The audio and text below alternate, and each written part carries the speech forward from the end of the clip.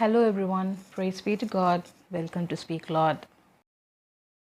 Hello everyone, praise be to God. இன்றைக்கி நம்ம Abraham ஸ்டோரியை பார்க்க போகிறோம்.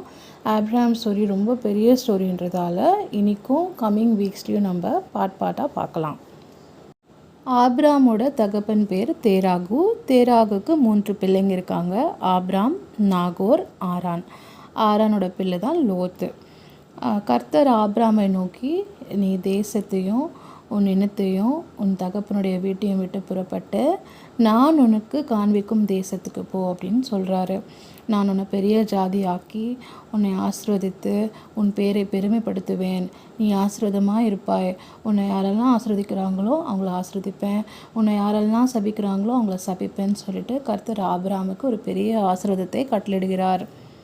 கர்த்தர் ஆபிரகாமுக்கு சொன்ன பிரகாரமாகவே ஆபிரகாம் தன்னுடைய மனைவி சாராய், தன்னுடைய சகோதரனுடைய குமாரன் லோத்து, அவங்க சம்பாதிச்ச எல்லாவற்றையும் கூட்டிகிட்டு அவங்க கானான் தேசத்துக்கு புறப்பட்டு போகிறாங்க.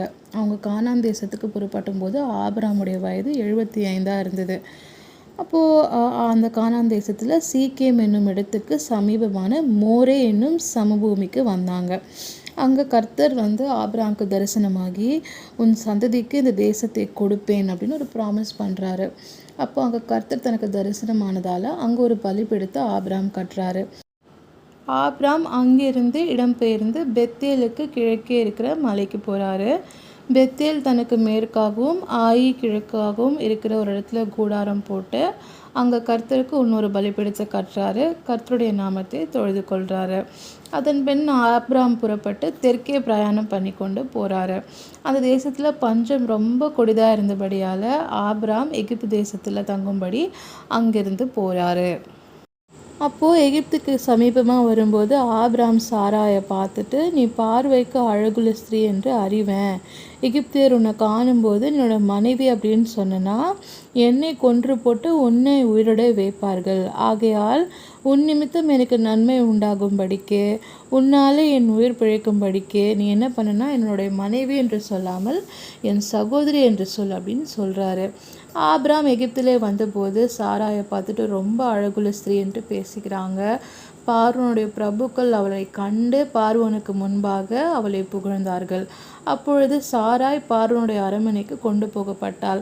அவள் நிமித்தம் ஆபிரகாமுக்கு பார்வோன் தயை பாராட்டினான். அவனுக்கு ஆடுகள், மாடுகள், கழுதைகள், வேலைக்காரிகள், கோழிக்கை கழுதைகள், ஒட்டகங்கள் இதெல்லாவற்றையும் பார்வோன் ஆபிரகாமுக்கு கொடுக்கிறார். ஆபிரகாம் சாராய் தன்னுடைய சகோதரி என்று சொன்னதால் கர்த்தர் பார்வோனையும் அவன் வீட்டாரையும் மகாவாதிகளால் வாதித்தார். அப்பொழுது பார்வோன் ஆபிரகாமை அழைத்து, நீ ஏன் இப்படி செய்த?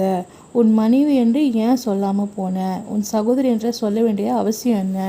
இவளை என்னுடைய மனைவி ஆக்கியிருப்பேனே, உன் மனைவியை அழைத்து கொண்டு போ அப்படின்னு சொல்கிறார். பார்வோன் தன்னுடைய வேலையாட்களை கூப்பிட்டு ஆபிரகாமையும் ஆபிரகாமுடைய மனைவியும் அவனுக்கு உண்டான எல்லாவற்றையும் இங்கிருந்து அனுப்பி விடுங்கள் அப்படின்னு சொல்லி எகிப்திலிருந்து அவங்கள அனுப்பி விட்டுடுறாங்க.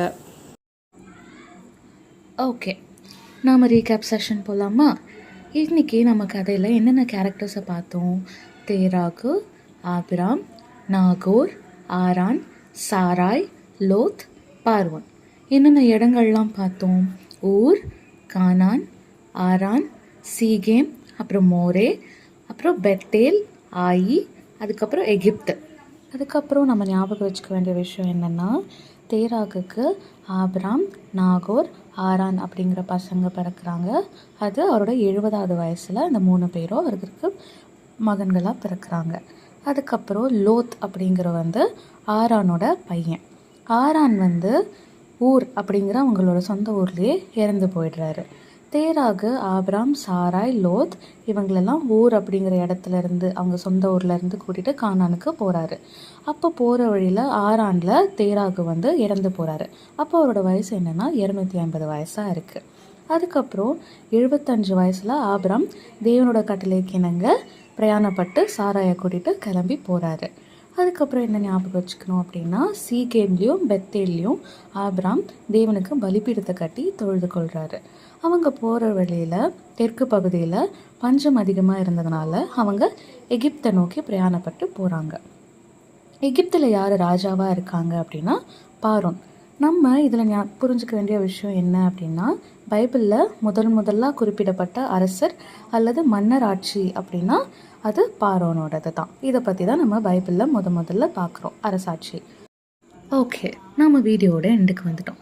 ஒரு சின்ன ப்ரே பண்ணி க்ளோஸ் பண்ணிக்கலாமா? Dear Heavenly Father, thank you for your faithfulness and promises fulfilled through Abraham as you called him to trust and obey. Help us to follow your guidance with faith. Bless us with wisdom, courage, and unwavering trust in your plans. May we walk in obedience and honor you in all we do.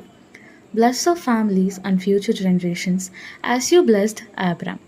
And may we be vessels of your grace and love. Amen. Bye bye everyone.